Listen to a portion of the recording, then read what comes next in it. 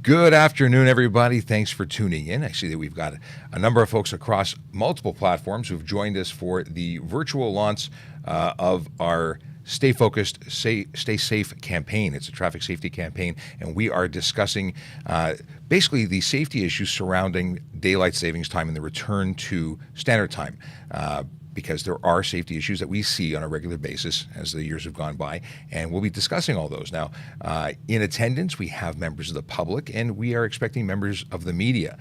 Just to go over how it will work, there is a chat window, and basically any comments that you make will show up on screen for us so that we can respond, and we will be responding live and interacting. So if anyone out there would be so kind as to add a comment and test it out so we can make sure we are working on all ends before we get started. Anyone. This is great. This is our first time doing it this way. We've always, gone and had more traditional media releases where we actually have everyone invited. We stand out in front of the station and we speak to you that way. And we're trying something new. Hopefully, we all see the benefits in it and some unnecessary travel. So we have Q has double checked and said that things are working. Fantastic. So, and just as we just sampled, if you ask a question, we can pull it up. Your account and username will show up, and we'll be able to read it and share with everyone watching what your question was and respond. So, before we get into things, I want to introduce my counterpart here, PC Todd Snooks from York Regional Police. How you doing, Todd? I'm doing well. Thank you for having me. It's always great when we can get together and do these things with our services as a joint project. You know, we all have the same wants. We all want to reduce serious injury and death on our roadways, and this is just one of the ways we do it through education and enforcement campaigns like this one. Absolutely.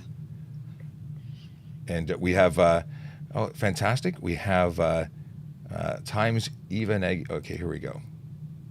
Thank you for doing this. It is I don't want to mispronounce your name, but Tamia Eva Nagy Payne. Well, thank you for dropping in. Tassos 300 with a good afternoon. And you can see how it's going here. So any questions you have, we will get into things. So essentially, and I just want to go off of the a little information that we have from the media release. And before we do that, let's hear from our inspectors, because we have a message that is from them. So just to kick things off, I'll put us in the background and play the following message. Hi, I'm Inspector Jacqueline Bouse from Toronto Police Traffic Services. I'm excited to welcome everyone today to our first entirely virtual traffic safety campaign launch.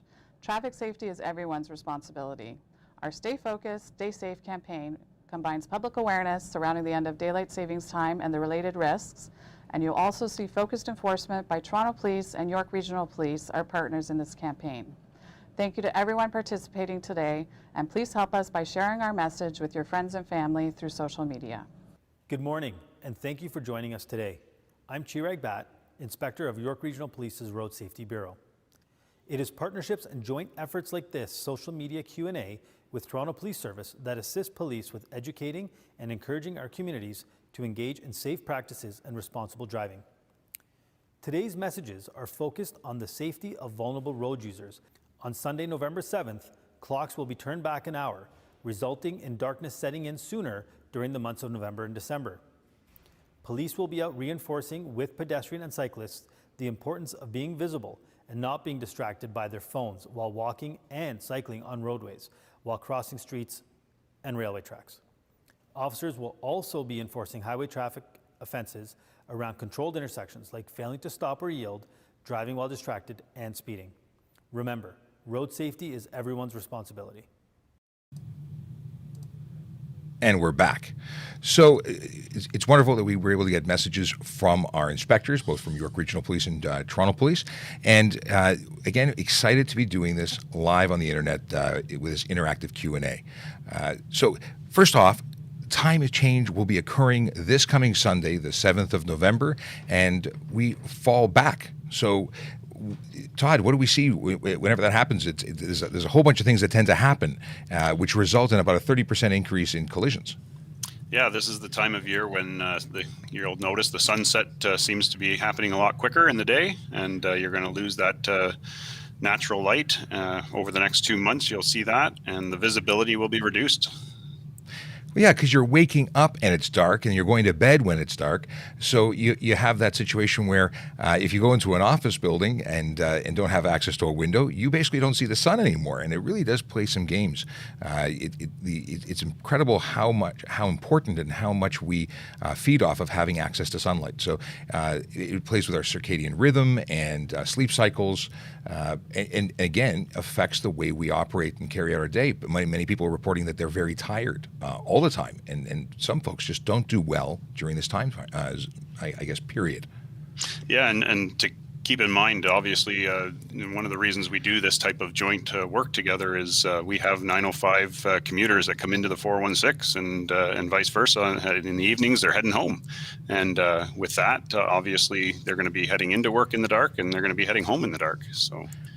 Absolutely. Now, we are, in terms of what our police services are doing, is aside from the fact that our campaign runs from November 5th to 14th, so we're going to be basically sending out all sorts of social media content, trying to draw awareness to the issues that we see in the increased chance of collisions and injury on our roadways. But we also will be out there conducting enforcement, and it's focused enforcement on the big four. That's your serious injury behaviors that lead to serious injury and death on our roadways. So we have our speeders, aggressive drivers, our distracted drivers, and impaired drivers. And we do this all the time, but it's a concentrated effort during this campaign, because when you add and combine the issues of fatigue and during this time change of falling back, those other issues become enhanced or brought out and more of an issue even. So we will have a very focused campaign for enforcement, and hopefully, get our numbers down where we don't see the significant increases. Now, in terms of things that people tend to do to combat feeling fatigue, right? What do you find for yourself anyway? If you're tired, what's comes to mind as an issue? It's going to be your aside from drinking coffee in the morning. It's people just don't seem to get enough sleep during this transition. So people tend to play music loud, have a cup of coffee while they're driving. Those things haven't necessarily been proven to make significant changes to how alert you are. So it's something to be cognizant of. If you're really fatigued, if you're really tired, being behind the wheel of a car isn't the right place to be. Do you have any suggestions for drivers? You're talking to me, right? I'm talking to you. It's hard to tell on these systems what's going on, but absolutely. I mean, in regards to taking that time to rest prior to driving, especially if you're doing long distance driving, pull over, use those areas that are set up, are on routes and whatnot. If you're doing 401, 400 series driving, definitely that through the GTA and whatnot, and definitely make sure that you're taking time to slow down, so that if you are tired and your focus is just that, it's focused. And if you slow down, even if you're increasing your reaction time. Well, that's exactly it. And moments matter. If you are not focused on the task at hand, and it may be that it's just a few days of jet lag. That's what it generally feels like. People describe the time change as a few days of jet lag. It does make a significant impact on some more than others. Other people adjust very quickly. Some have much more difficulty. And those little changes of your reaction time could lead to a collision, and we want to try and prevent that. Getting enough sleep, planning ahead, making efforts to change your whole process, your whole routine around this time change to ease yourself through it is really important. Now, we haven't touched on statistics, and other than saying 30% increase in the weeks surrounding the time change. This year, we've seen 49 people die in Toronto roads to date, 21 of whom were pedestrians. And when you take visibility and you reduce it because of the longer hours of dark and the majority of people commuting during those times, when motorists, pedestrians, and cyclists are less visible, we really need to protect our vulnerable road users, and making sure that our drivers are doing everything they can to both protect themselves and vulnerable road users is essential. We want to consider some of the following safety tips. Give yourself some extra time to get to your destination. Drive within the speed limit and adjust according to the conditions. So obviously these are things that are applicable all the time. No one should ever be speeding. But for folks who tend to do it, we would like to draw your attention to the fact that your risk is even higher right now. Expect the unexpected and use caution when going through intersections. You're not the only person that may have reduced visibility. Everybody who is on the road may be dealing with some level of fatigue during this time. So consider the fact that there is an elephant in the room, and it may be fatigue. So make sure your vehicle is in good working order and use your full lighting system. That goes without saying. And as the temperatures are starting to dip, you may also want to consider your winter tires and or snow tires, being that it's this time of year that we see a difference in the way that the rubber meets the road. Things to think about right now. And lastly, remain vigilant in your surroundings and be aware of other road users. Well, we've said it, but we'll say it again. We really have to be cooperative when it comes to driving, and being alert and staying focused is the best way to stay safe. I just add in there, Sean, in regards to keeping your vehicle in good working condition. You mentioned headlights and whatnot, but a lot of people aren't obviously doing walk around checks as technically one should. But your rear lights, your brake lights, make sure that they're properly functioning and all three are working. But at the same time, you have indicators, you have your turn signals. Make sure you're using them so that your intentions are known by those around you. It's not only a law requiring you to use your signals, it really is there to make sure that everybody's on the same page. They know what you're doing. It's for safety, and it's the law. Just a comment from Elizabeth Burns, who's coming in through Facebook. Drove in Toronto for the first time in many months. So many roads are now 50 kilometers an hour, and was very pleased to see how traffic flow was moving well if you kept to the speed limit. Signals seem to be synchronized as well. I realized I could throw this on the screen. Thank you for the comment, Elizabeth. We are seeing, especially with our Vision Zero initiatives, a move to reduce speed limits, and there's a very good reason for that. Reducing speed limits reduces the severity of injury when it comes to collisions. And when you talk about the Vision Zero concepts, we acknowledge that collisions are going to happen. They're unavoidable. But the collisions that lead to serious injury and death are absolutely avoidable.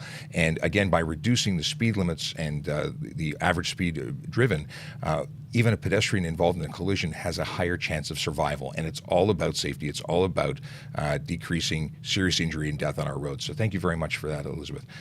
Now, if there's anyone from the media, if there's anyone from the public who has questions, comments, would like to discuss anything really, please feel free to drop in. We are here for an hour. We can talk about the campaign, but we will repeat and go through this again based on interaction. So feel free to ask and interact, because this really is a live, for lack of a better term, phone-in show style, as opposed to simply reading a document and shutting it off. So we're here to chat, and feel free to interact.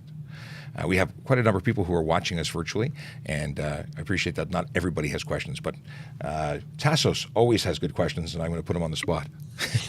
Come up with something, Tassos. Okay. We see there's a lot of things that drivers can do. And we focus primarily our efforts on drivers. They're driving large vehicles. They're heavy. They do damage when things go wrong. But there's things that everyone can do, and because we really do focus on the fact that it is a shared responsibility. So making sure that whether you're on a bicycle, motorcycle, car, truck, that you're aware of your surroundings, that you're doing everything you can do to improve your chances of having a safe, collision-free day.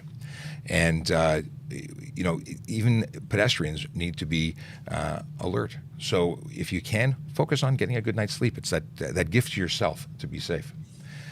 We have H.R. Hatton. Let me just check here. We're going to see. Okay. A comment from H.R. Hatton from Facebook. Drivers need to slow down and reapply their manners. Pedestrians have the right of way over any vehicle, period. Lawfully or unlawfully doesn't matter when it concerns a life. Charges can be after the fact. I appreciate what you're saying, that pedestrians have the right of way. There is always a responsibility for a driver to be cautious and you try and keep everyone safe. However, pedestrians have a role to play as well. And if someone were to walk out in front of traffic and not give a vehicle an opportunity that they absolutely need to avoid a collision, they have some responsibility in that. It's not simply stepping out and being without any responsibility. So I appreciate what you're saying. Absolutely slowing down, not exceeding the speed limit for drivers, incredibly important. Having your full lighting system on, looking where you want to go, and driving appropriately. Aggressive driving is a huge issue. People are so focused on getting where they have to go that very often make poor decisions, and those decisions can cost lives. Now, talking about planning and making efforts in advance, something that I think is the number one choice is to plan. Something as simple as, and we talk about this on our TikTok show all the time, is if you give yourself enough time, there is no reason to speed. It tends to be the makeup or the impression that you can make up time and not be late for something when you're going to be late anyway. The stress just pushing up the driver's anxiety to get where they have to go. So giving yourself ample opportunity or time to get where you have to go is the best option to give yourself a carefree drive. And when you have that time and you have your rest, everything's wonderful. And I understand these are wonderful suggestions that are not always applicable. People have lives, people have families, people are always in a rush. I totally appreciate that. Todd, anything that you would throw into that pile? Yeah, no, in regards to obviously getting kids to and from school safely, our school zones, as you've already noted, a lot of the speed limits have dropped. And as our one caller there noted that not being in Toronto for a while, they'll notice the same thing within most of the 905 area. Our school zones, the regional roads have dropped 10 kilometers an hour into those areas where schools front onto these major routes. The average driver is, to your point, as far as, making time and keeping a routine, you already have that routine. So you know how long it's going to take you to get from home to work. You know what that route is, and you're taking that route on an ongoing basis.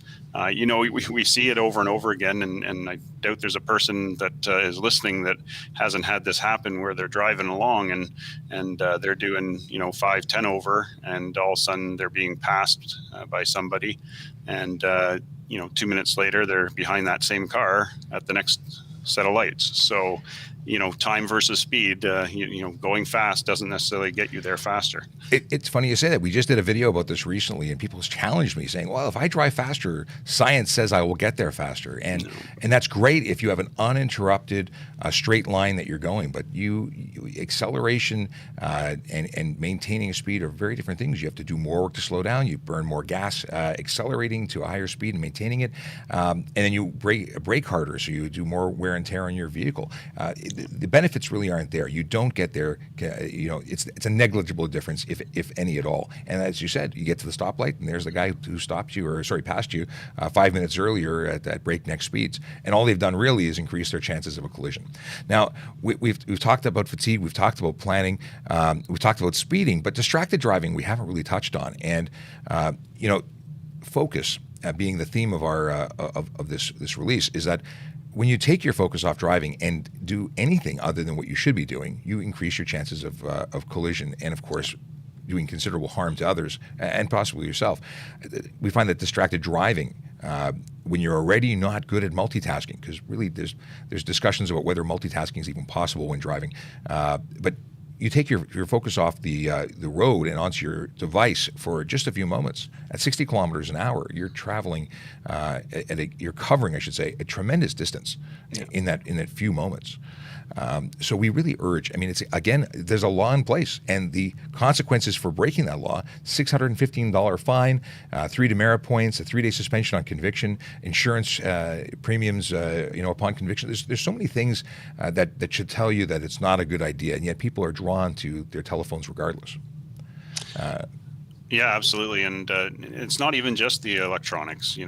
People don't even realize that distracted driving includes other things. The charge may be careless driving as opposed to distracted driving because that deals specifically with handheld devices. But I'm sure, Sean, back in your day on the road, as well as myself, the number of times that you've had to lay a careless charge for somebody who's reading the paper while handwriting something on a notepad while they're driving, and their hands aren't even on the steering wheel. So, and I had an individual doing their makeup drive right through a stop sign, while I'm sitting there doing that enforcement. So these are things where the focus is not where it's supposed to be.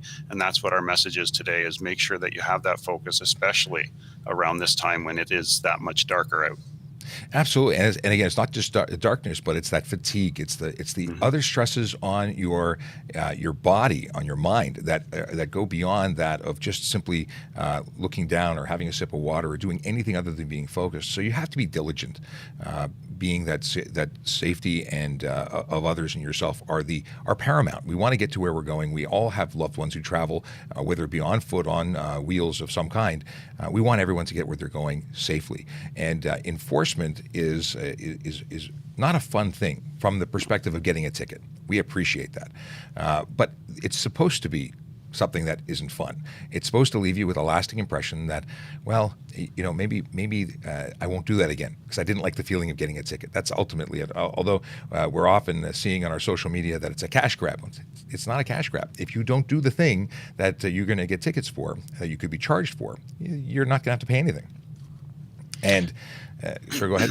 No, I was just going to say, in regards to, one of the other aspects that we're seeing now, obviously, is we're just getting back, to a lot more vehicles on the road after a year and a half of unfortunate COVID response to everything. And you've got students back at school that weren't at school for an entire year almost, and they were doing online learning, and now they're out there walking and biking to school, where you didn't have that for a year, and people are driving more than they were before, but they hadn't been doing it for a while. So it's again just that reiterating over and over again the need to be focused and stay safe out there. You really touched on something great, or not great for that matter. The fact that we have been out of our routines, that people aren't driving as much, that we're not, keeping up with our skills and abilities. And driving is a diminishable skill. If you don't use it, you'll lose it to some degree.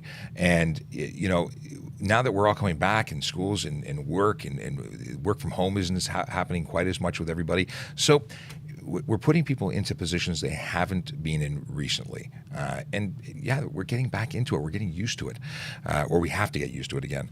And this just complicates things. But it's not that this can't be, we can do this safely. We just have to work together to do it safely.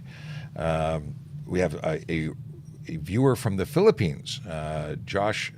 He's in the Philippines, and Josh Santos might be with you in your community command. Okay, we have a shout out from the Philippines. We have Carla Rosa coming in from Facebook. Thank you, officers, for risking your lives to keep us safe. Let's see here. We have, so her comment is specifically about bikers or cyclists, I imagine, that they need to pay attention as well. She's witnessed a number of bikers making mistakes, and drivers always get the blame for it. It's hard to put blame on one particular person without knowing the details of a collision. And that's what we investigate collisions.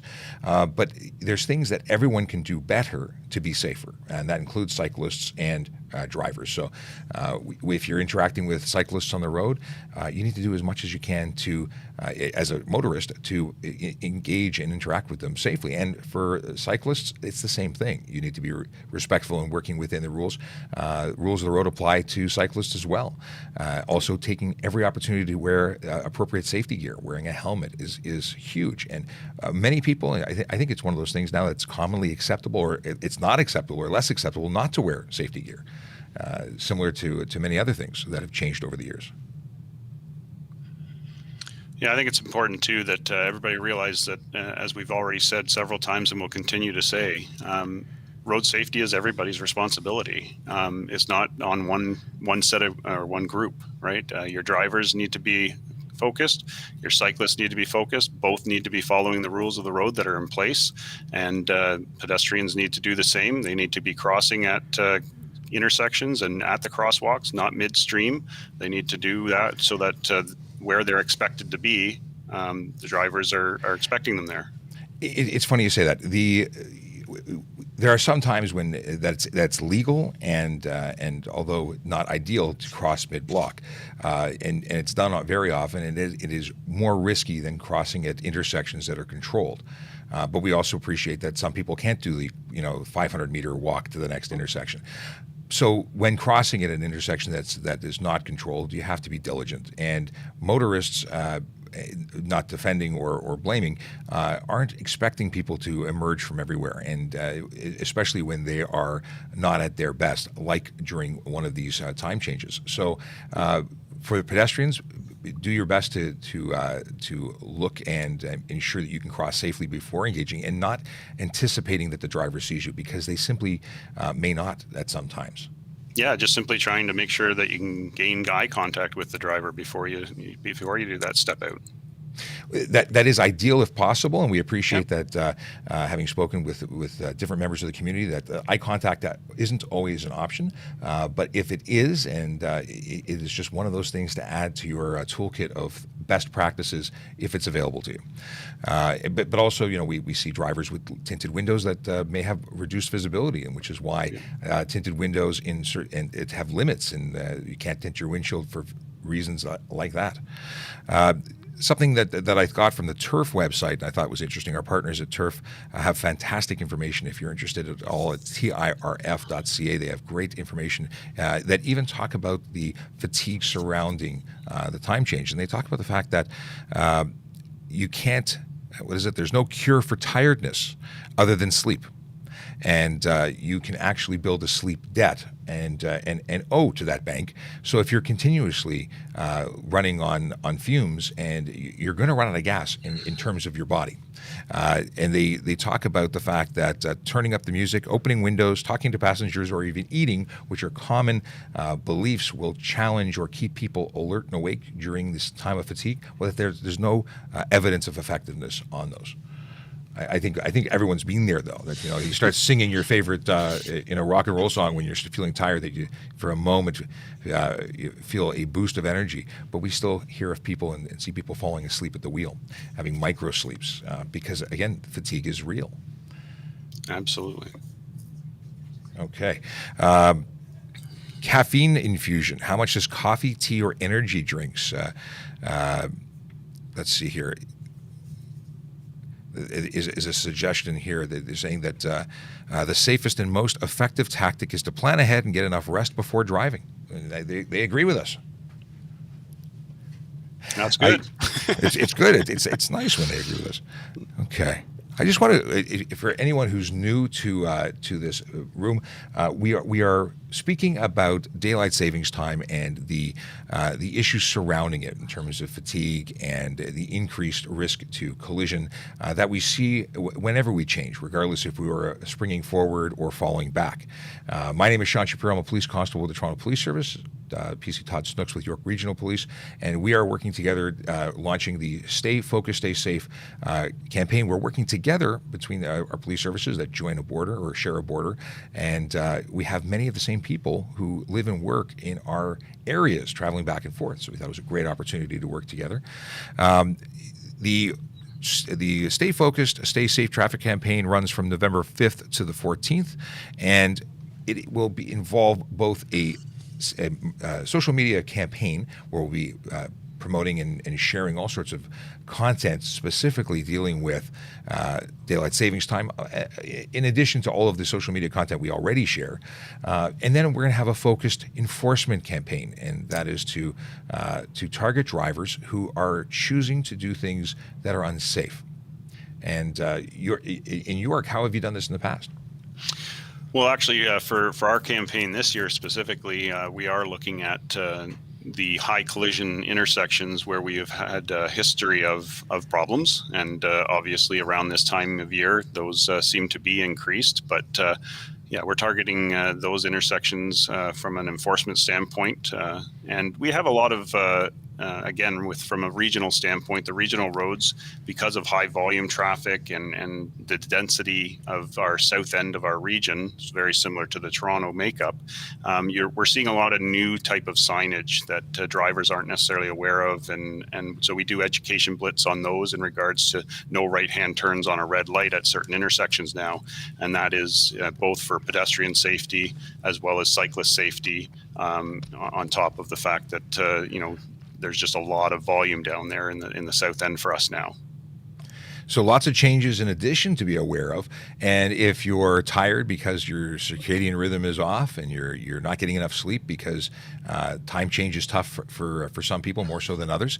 So those changes are things you might miss.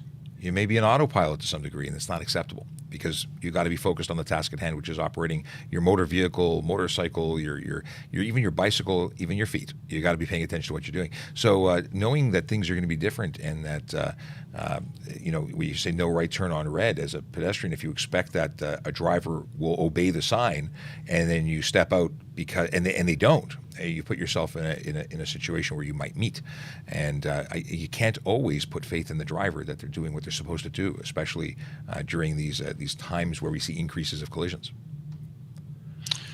Yeah, it's definitely that is one of them, and no U-turns is another big one that they've added into intersections where, again, commuters are trying to get around the intersection and back onto track instead of waiting for a left-hand turn signal. They're coming through the intersection, doing a quick U-turn. So those U-turn signs are now going in on locations where that is an issue as well. So U-turns are a funny thing because many people think they're absolutely legal. Other people will think that they're okay for just about anywhere, and so there's various opinions. But the truth is, they are. Someone's phone is very loud. I don't know whose it is, but we're just getting feedback. The deal is that. U-turns can be legal in many situations, but it has to be safe to do so, and it can't be signed otherwise or be part of a laundry list of things or places you can't do them. In any case, the deal is that we see a lot of collisions related or including U-turns where people make them in an unsafe place or when they shouldn't have, and it causes a collision. Again, doing anything that is out of the ordinary is at a particularly high risk during this time. Not that you should, not that we're saying U-turns are great anytime, but again, anytime that we're seeing a 30% increase in collisions, doing things like this is even more dangerous. And I would add just quickly in that regards to the U-turns, or what ends up sometimes or quite often being 3-point, 4-point, 5-point, 6-point turns in front of school zones when dropping off children and then wanting to get back going the opposite direction instead of going around the subdivision a little bit to make the route safe. They're holding up traffic and doing it in front of the buses as they're trying to. So sometimes it's the drivers as that are local in the area dropping their own children off that are unfortunately causing some of the concerns. And as we look at, again, pickup times are going to be getting closer to when it's going to be darker now. So trying to do those maneuvers that are unsafe at that time. If you're going to be interacting, here's the thing: frustration and that is caused by folks who are making maneuvers or doing things that interfere with traffic. Cascade. The next person then does something because they interpret themselves as being late as a result of it, and then we have a small ripple that turns into waves. Right? It gets more serious as you go. So other students are put at risk. That person leaves and drives in a manner maybe they weren't planning. Maybe they're in a great mood and they were driving nicely, but someone's held them up unnecessarily, and now they go off and do something or drive in a manner that's unsafe. That's not to excuse anyone's behavior. At the end of the day, where driving is very cooperative. People think of it as a solo operation. You're driving your car and it's just you. In truth, we're all cooperating, and if someone doesn't play nicely, we can have a bad day, and we don't want that. We want everyone to get to where they're going safely. So for the person who likes to make U-turns to get the other way, make a right turn, go around the block. It's a far safer and not necessarily significantly slower alternative. So let's see here. We are currently broadcasting on a whole bunch of different platforms, and we're trying something new, and very much would like to get your feedback on interacting with us this way. It's outside of the norm, and we appreciate that, but we'd like to hear from you and let us know what you think. We are on YouTube, Twitter, Facebook, and not only are we on the traffic services accounts, we're on the primary Toronto Police accounts, giving a larger audience an opportunity to interact with us, as well as media groups. Now, if there's anybody from the media who has a question, please feel free to reach out. Comments across any of the platforms where we are currently broadcasting are open and available for you to contact us. Any comments or questions will be engaged or responded to live. So it's a great opportunity to save you the drive and still get in touch with us, so we can answer your questions. Now, if there was one area, Todd, that you see that you would stress in terms of this whole daylight savings time, do you have any tips that you use for yourself? Like we also work shift work, and we're used to changing our regular routine regularly. Yeah, I mean, one of our, we've mentioned it already, there's different little tactics that work for some people, not for others, in regards to, when we're tired and whatnot. But definitely anyone that is doing the shift work, make sure they are getting the proper sleep.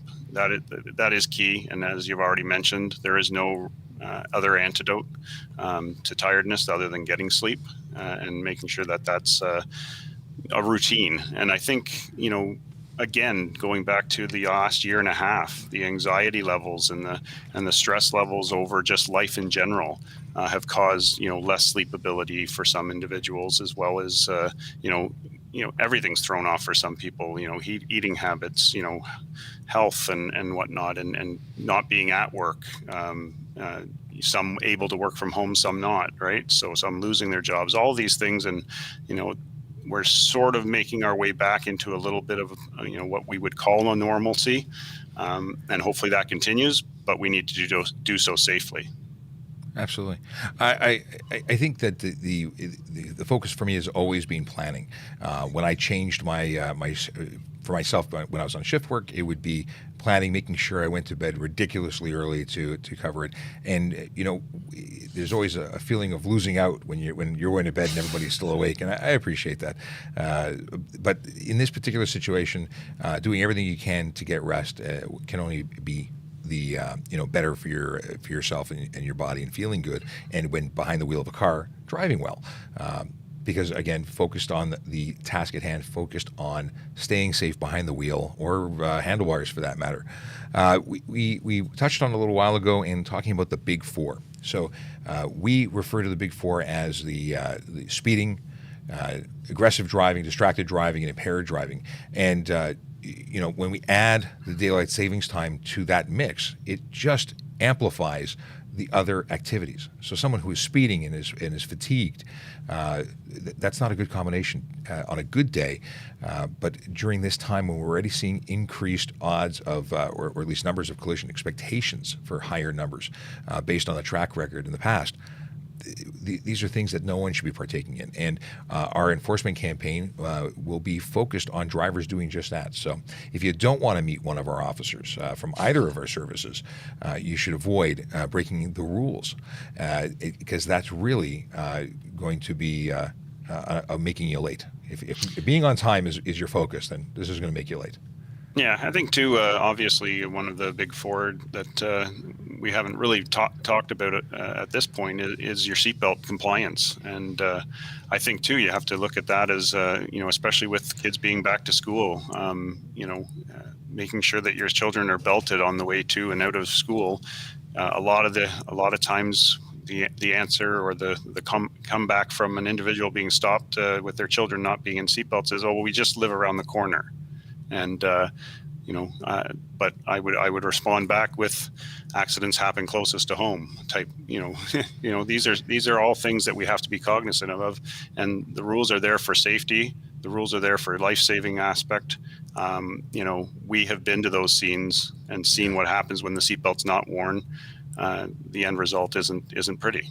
You mentioned seatbelts, and there's a general issue where people believe that seatbelts aren't required because airbags are now present, and there's a few cars that don't have them, but they're part of a seatbelt restraint system, and the airbag on its own is not something you want to meet. at full force during a deployment. Is it 200 miles per hour that they deploy at?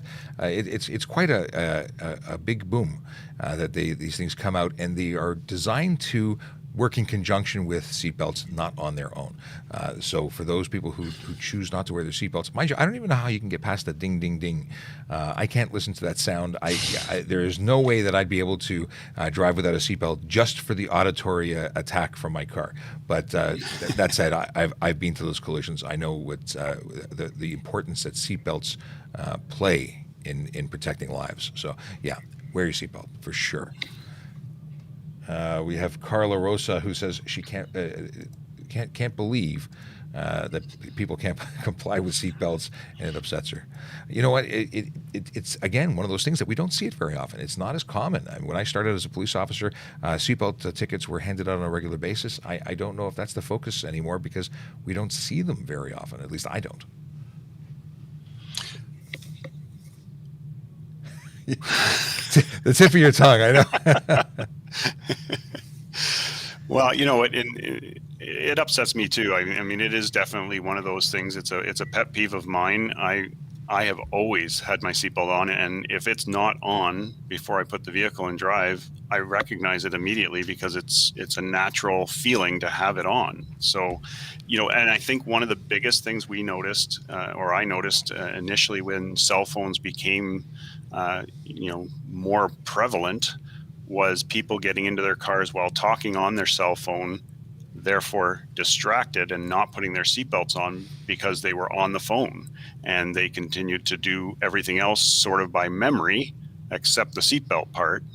And they would get in their car, they'd start it, they'd drive away, and until they saw you or you were pulling them over, they wouldn't realize that they didn't even have it on, type thing. So distracted driving involves not putting your seatbelt on sometimes too. Well, you mentioned the concept of autopilot. I think you said something to that effect, and it's amazing how many people tell me that they are driving, and then they catch the fact that they're somewhere and they don't really know where they are, and they're looking around and they realize they missed entirely where they were supposed to be and have to backtrack. That's a clear sign of fatigue. Now, some people find that because they're in a cell phone conversation. By the way, when you're on a phone conversation, even if you're on hands-free, you're distracted, not to the level of qualifying for the charge for distracted driving, but there is distraction occurring. And people get so engrossed in their conversations that they aren't focused on staying safe. Wait, that's the name of this campaign. Stay focused, stay safe. Stay safe. Yeah, anytime you're focused on anything else, it automatically increases your reaction time to anything that happens around you. And that's really what it comes down to. If you're tired, if you are not at your best, your driving won't be either. So do everything you can to protect yourself and to protect other road users by investing in safety, by getting a good night's sleep, by planning ahead, giving yourself ample time to get to where you have to go, so you can do it in the least stressful way possible. And that's my message. That's my hope, is that we can get through this next period of time, and for the rest of your life, happy travels, because it's about making safety when driving a part of your routine always, not just during these campaigns. Yeah, again, another quick reminder to drivers is your driving license is not a right. It's a privilege to have a license. It's a privilege to be on the road. That's why there's tests to make sure that you know what you're supposed to be doing. You've taken those tests, you've done those road tests, and we will unfortunately take your license away from you if you're not doing what you're supposed to be doing out there and being safe. There's a lot to that. But we're hoping that never gets, that we don't get there, that we don't have to take someone's license. We are hoping that people are simply going to do everything they can, the preventative measures of being safe. And do us a favor. When you see our social media content coming out over the next period of days and weeks, please share it with the people you love.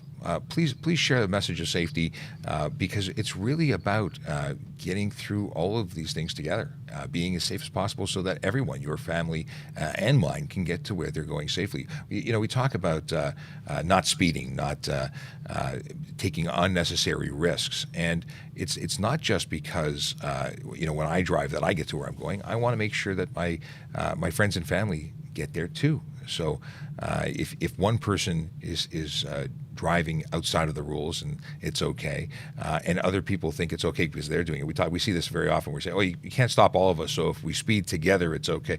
No, it's really not. It's making it rule.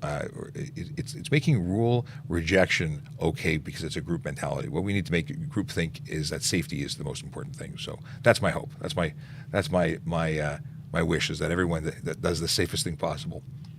Yeah, and again, I think it's also important. A lot of people don't think about it when it comes to enforcement.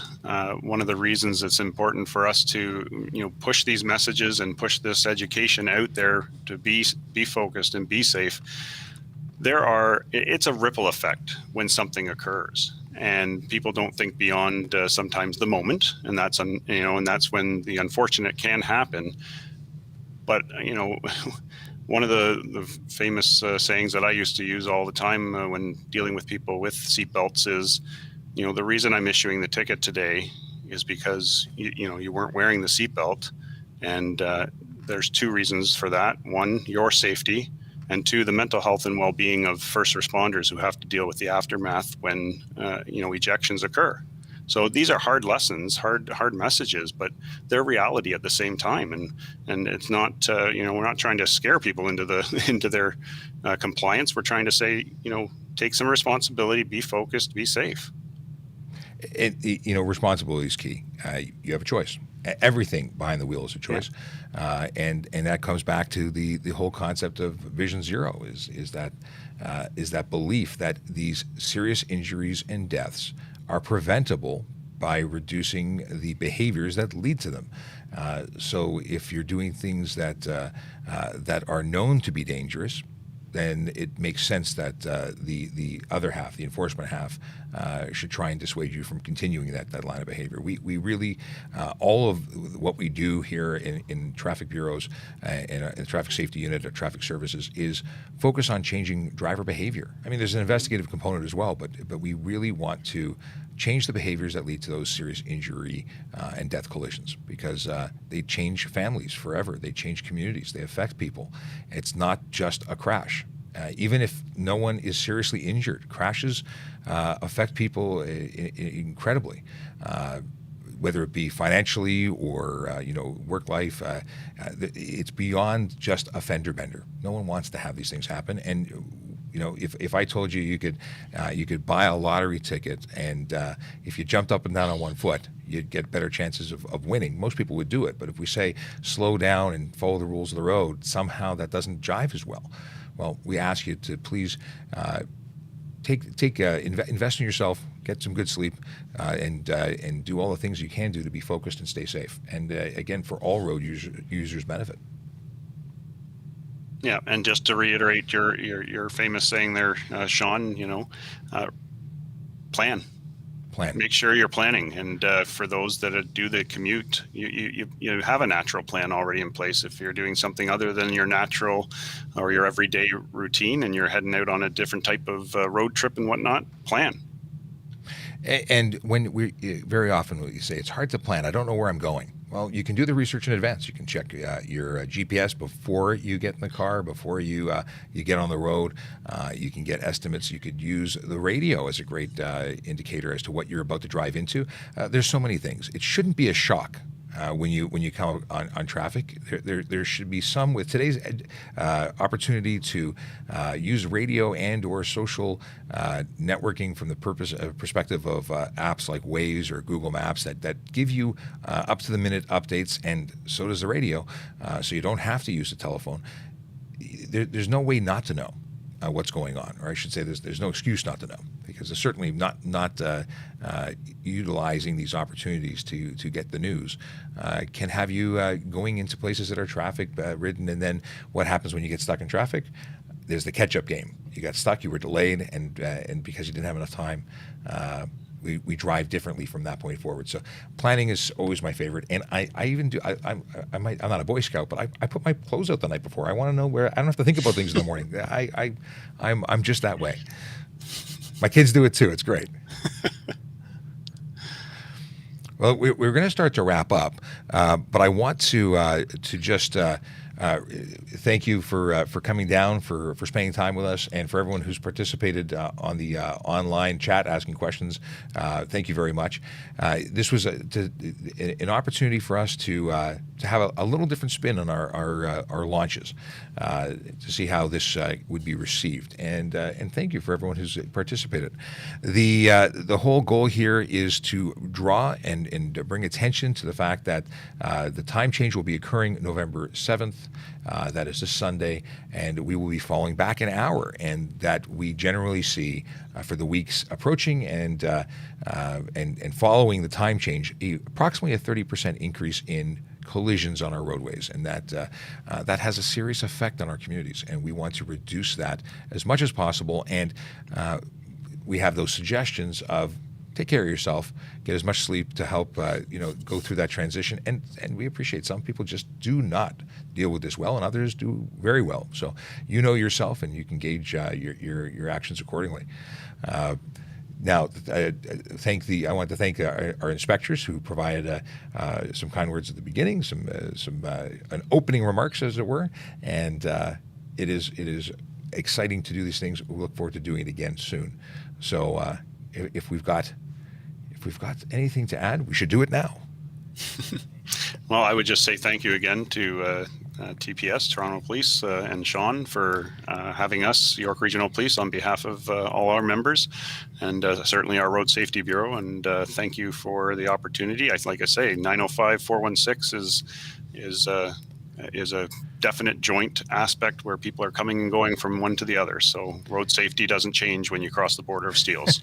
And it shouldn't. We really are one big community. And speaking of community, a social media community, if you have an opportunity to follow us on social media, please do. You can get us on, you may be already getting us there, but on Facebook at Traffic Services. It's on Twitter, also Traffic Services. If you are inclined to join us on TikTok, it's Traffic Services. There's a theme here. And YRP has got a tremendous activity on social media. Is it at YRP? Yeah, it's at YRP, and it's Facebook, Twitter, Instagram. Yes. So follow both our services. We say good stuff, and our messages are geared towards drawing attention to important matters like this, traffic safety in particular. Now, I'll throw it on screen just because I have that ability. We have Twitter Traffic Services for us. I don't have one set up for YRP, but luckily you have 3 characters. It's not hard to remember. It's not hard, no. No. We are also on Instagram, although we don't do any live work there. If you go on to Traffic Services Toronto Police, you'll find our YouTube account. And of course, my favorite place is Traffic Services on TikTok. And just so you know, we do an hour-long Q&A from 9 a.m. to 10 a.m. every day that I'm in the office. So that's this week it was Tuesday to Friday. Next week it'll be Monday to Thursday. And we have a tremendous. Today we had 350 people, over 5,000 people who spent time with us, asking all sorts of traffic-related questions. There really is no question you can't ask. We have people who engage with us for information about recruiting, stuff. How do you modify your car legally? What are the rules around tinting? We cover them all. So it's always exciting to be able to engage and do things like this, but we do it every day. Of course, we'll be continuing the messaging surrounding daylight savings time for the coming weeks. So with that, I hope you have a safe drive home. I hope so too. Yeah, no. I'll be following the rules of the road as I go. Well, there you go. It's a good plan. With that, thanks again, and I think we can wrap it up. I don't see any questions coming in. We saw Carla says very informative. Thank you very much. And a follow-up statement of thank you, Toronto Police, and everyone involved for always providing safety first. Well, that is our goal. And thank you for everyone who's invested time with us today. Appreciate you.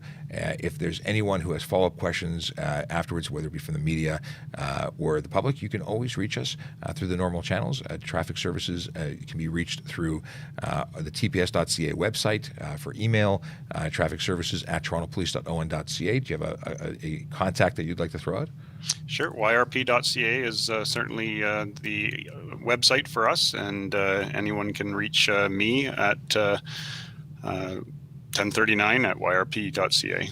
You guys have that website business down. You've always had the cool email addresses. Anyway, with that, thank you everyone for joining us. We're going to wrap up now, and hope you all stay safe, and we look forward to seeing you again soon.